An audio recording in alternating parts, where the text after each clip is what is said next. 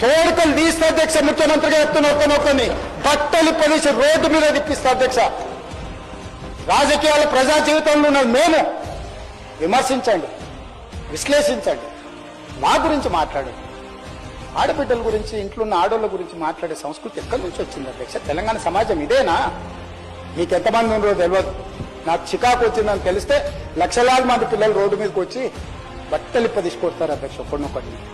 నేను వద్దంటున్నా కాబట్టి, చట్టాన్ని గౌరవిస్తా కాబట్టి, చట్టాల పట్ల, శాసనాల పట్ల, ఈ భారత రాజ్యాంగం పట్ల మాకు సంపూర్ణమైన విశ్వాసం, నమ్మకం ఉంది కాబట్టి ఏమనుకుంటూ ఊరుకుంటున్నాం అధ్యక్ష. అది మా చేతగాని తనం కాదు.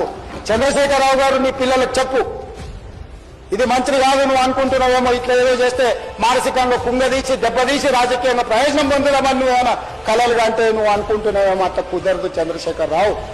నేను చెప్పదలుచుకున్నా, హద్దు దాటితే, మాట జారితే దాని ఫలితం ఎట్లుంటుందో అనుభవిస్తారని నేను చెప్పదలుచుకున్నా అధ్యక్ష.